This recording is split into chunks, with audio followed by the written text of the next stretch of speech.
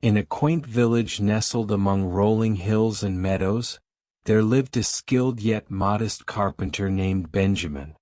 He had spent his life crafting intricate furniture, sturdy doors, and even entire houses. His hands bore the calluses of years of hard work, yet his heart remained gentle and kind. Despite his talent, Benjamin lived a life of struggle. His workshop was small, his tools were old, and he barely earned enough to provide for his simple needs. Still, the villagers admired his dedication and integrity. He was the kind of man who, even when short on materials, would not compromise on quality.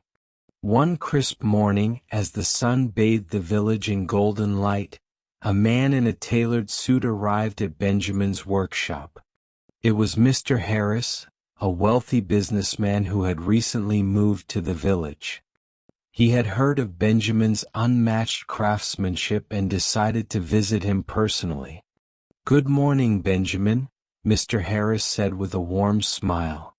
"Your reputation precedes you. I've seen some of your work and it's remarkable.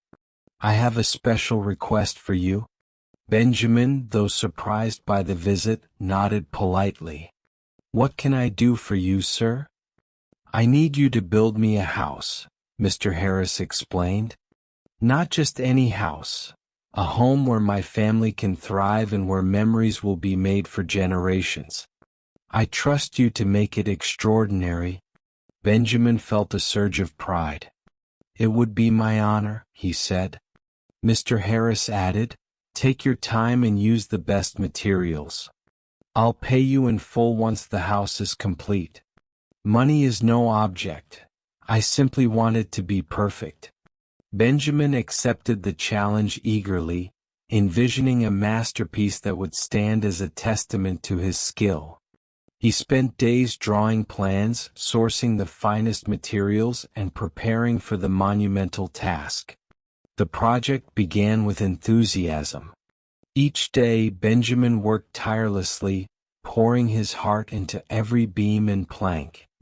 He envisioned Mr. Harris's family laughing in the cozy living room or sharing meals in the elegant dining space he planned to create. But as weeks turned into months, challenges arose.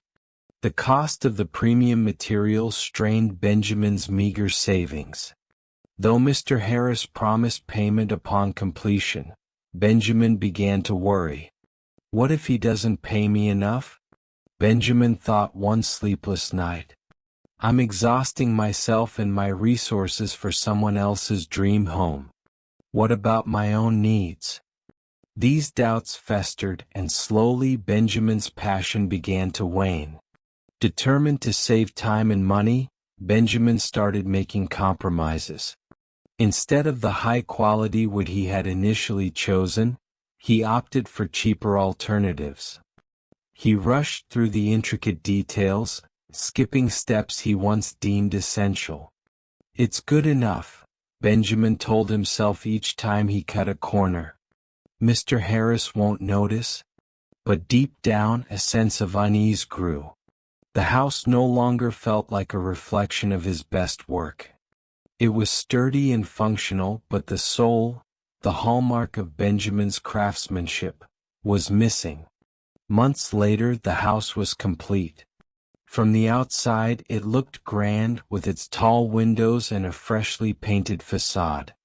But Benjamin knew the hidden flaws: the creaky floors, the uneven joints, the subpar materials hidden beneath the surface. Mr. Harris arrived to inspect the house. He walked through each room, running his hands along the walls and admiring the layout. "You've done an excellent job, Benjamin," he said with a smile. Benjamin nodded, forcing a weak smile. "Thank you, sir. I hope it meets your expectations." After the tour, Mr. Harris handed Benjamin a small envelope and a money bag. "This is for you," he said. Benjamin opened envelope. But inside was something far more surprising: a note. "This house is my gift to you, Benjamin. It's a token of my gratitude for your dedication and talent. I hope you and your family will find joy and peace here for years to come." Benjamin's heart sank. His mind raced back to every corner he had cut, every compromise he had made. He had built the house as if it were for someone else, never imagining it would become his own. Tears welled in his eyes as he looked at Mr. Harris, who stood there with genuine kindness. "Thank you," Benjamin murmured, his voice barely audible.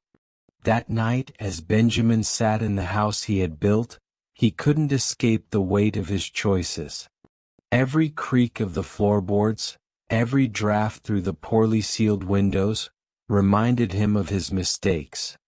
He realized then that the work we do is a reflection of who we are. Cutting corners and settling for less not only shortchanges others but also robs us of the pride and fulfillment that comes from giving our best. From that day forward, Benjamin approached his work with renewed determination. He vowed never to let doubt or shortcuts diminish his craftsmanship again. The house, though imperfect, became a symbol of the lesson he had learned, a daily reminder that our actions, no matter how small, have lasting consequences. In time, Benjamin's reputation grew even stronger.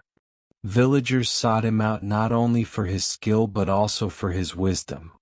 And as he worked on new projects, he poured his heart into each one, knowing that excellence was not about who the work was for but about the integrity of the one doing it. Years later, Benjamin's story became a legend in the village. People would point to the house he lived in and share the tale with their children. "This is the house that taught Benjamin the value of giving his best," they would say. And Benjamin, now an old man, would smile as he watched the younger generation embrace the lesson. "Build every house as if you're going to live in it," he would tell them. "Because, in a way, you always are." The Carpenter's story teaches us that the effort we put into our work reflects our character. When we give our best, we not only honor others but also build a legacy of integrity and pride. If you like this story, please like and share and subscribe the channel for next video. See you in next video. Stay happy.